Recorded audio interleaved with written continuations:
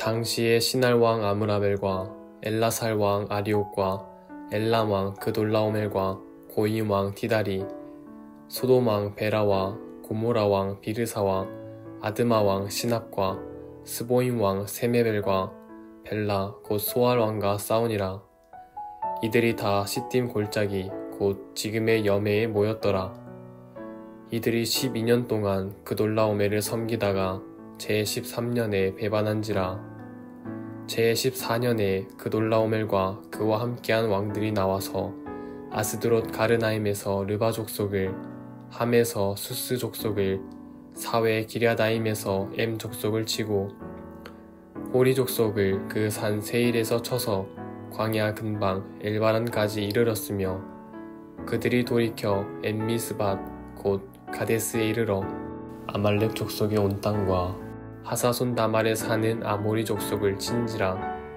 소돔 왕과 고모라 왕과 아드마 왕과 스보임 왕과 벨라 곧 소알 왕이 나와서 시딤 골짜기에서 그들과 전쟁을 하기 위하여 진을 쳤더니, 엘람 왕 그돌라오멜과 고임 왕 디달과 시날 왕 아므라벨과 엘라살 왕 아리옥 네 왕이 곧 그 5왕과 맞서니라. 시딤 골짜기에는 역청 구덩이가 많은지라.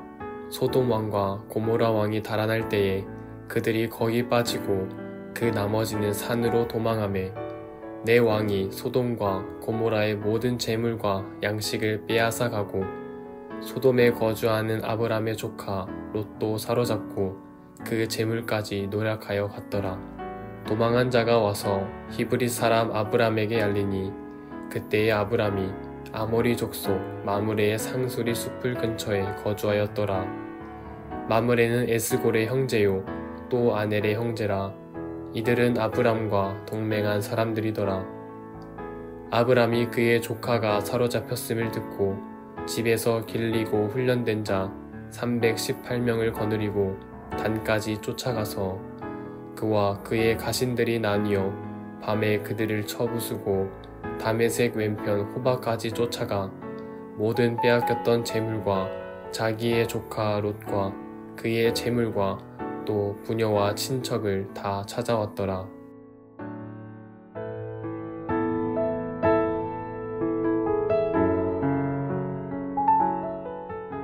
오늘은 창세기 14장 1절부터 16절까지 있는 말씀을 가지고 이유 있는 축복이라는 제목으로 하나님 말씀을 생각해 보도록 하겠습니다.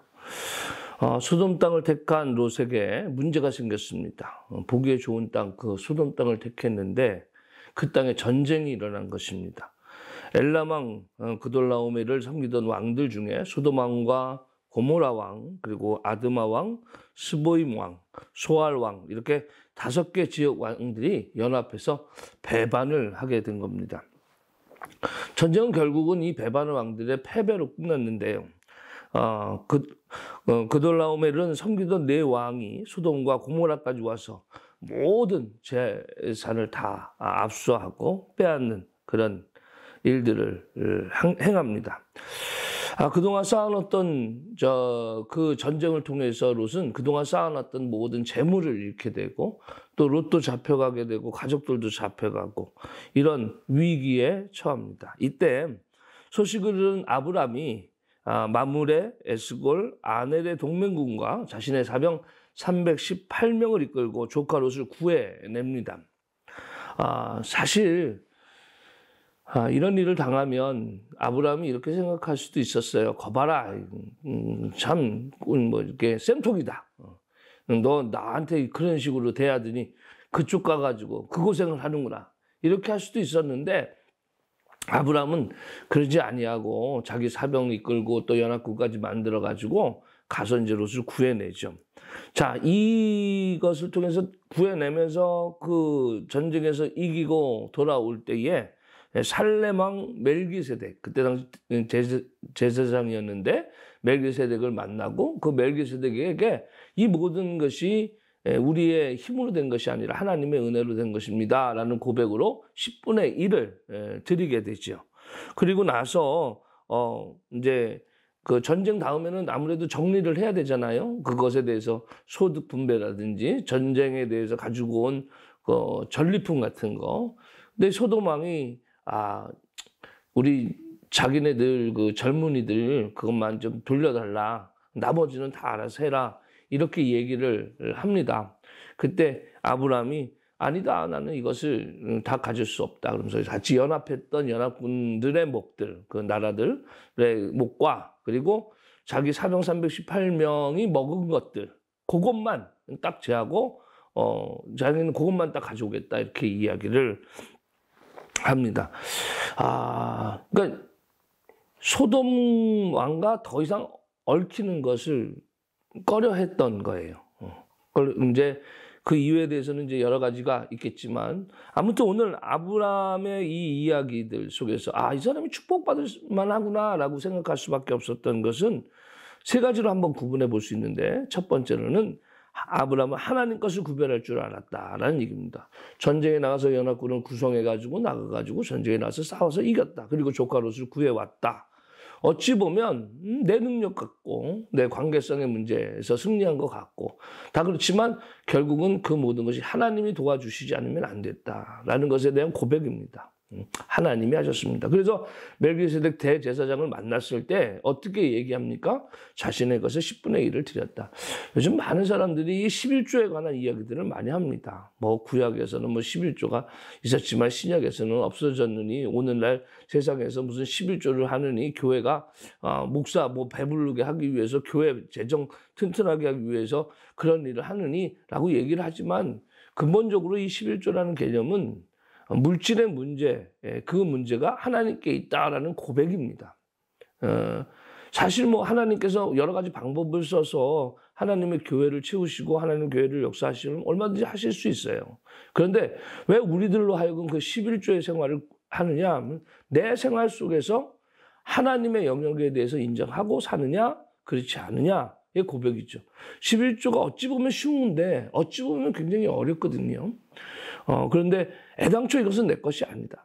하나님의 것이다. 내 인생의 삶 중에서 이게 다 내 게 아니다. 하나님의 영역이 분명히 있다. 그 하나님의 영역을 인정하고 나아가는 그 자세가 바로 이 11조 생활에 있습니다. 아브라함은 이 전쟁을 통해서 그 10의 1에 대해서 하나님의 몫에 대해서 철저하게 구분하고 있습니다. 두 번째로는 함께 수고한 이들을 생각합니다. 전쟁에서 이겼으니까 이겼다라고 전리품 같은 경우 내 것을 더 많이 가져가고 당연히 내가 주관으로 모든 것을 했으니까 그럴 수 있는데 그러지 아니하고 함께 동역하고 함께 도와준 이들의 몫을 정확하게 떼줘요. 뭐 화장실 들어갈 때하고 나올 때하고 다르다라고 이야기를 하지만 맨 처음에는 막 뭐 다 그래도 간이라도 다 빼줄 것처럼 야 이거 같이 하면은 뭐 이렇게 하면서 나중에 결과론적으로 수익이나 생기거나 이득이 생기면 나 몰라라는 사람들이 얼마나 많습니까? 그런데 그런 면에서 철저하게 나와 함께 해줬던 사람들, 나를 도와줬던 사람들에 대한 은혜를 분명히 기억하고 챙기는 것을 우리는 볼 수 있습니다. 그리고 마지막으로 아브라함은 틈을 주지 않아요. 애당초 이 전쟁의 목적이 조카 롯을 구하는 거였어요. 전쟁에서 조카 롯을 구한 것으로 끝났어요. 그런데 여기에 플러스 전리품이 생겼단 말이에요. 소돔 왕에게 모든 것을 요구할 수 있었고 그다음 계약 관계 속에서 소돔 왕에게 우위를 점할 수 있었어요. 그런데 털끝 하나도 더 갖지 않았어요. 표현을 보면 그래요. 왜 그럴까라는 얘기는 우상숭배거든요. 소돔이라는 나라가 우상숭배 나라예요. 그리고 물질 중심의 그런 곳이에요. 그러니까 그런 곳에서부터 뭔가 엮이기 시작하면 결국은 삶 가운데서 어떻습니까? 하나님 중심으로 살아가는데 방해를 받으니까 애당초 나는 거기서부터는 나하고는 상관이 없습니다. 나는 당신의 실한 오락이라도 엮이기를 나는 거부합니다. 이런 모습을 볼 수 있어요. 이렇게 철저하게 아브라함은 달라졌습니다. 아브라함의 그의 삶 가운데 전쟁을 통해서 목적 처음과 마지막이 다르지 않았고 그리고 그 가운데 하나님의 영역 그것을 지키고자 하는 노력이 있었습니다. 오늘날 우리들의 삶의 모습 속에서도 역시 마찬가지로 하나님의 영역을 지켜나가는 여러분들의 삶이 되기를 원합니다. 물질의 문제라든지 아니면 삶의 문제라든지 하나님을 인정하고 하나님의 영역을 존중하고 또 지켜나갈 때에 비로소 하나님이 그 삶 가운데 함께 해주시고 역사하시는 분임을 우리가 기억하고 그 하나님을 만나게 될 줄 믿습니다. 오늘도 주님의 은혜 가운데 승리하시길 주님의 이름으로 축원합니다.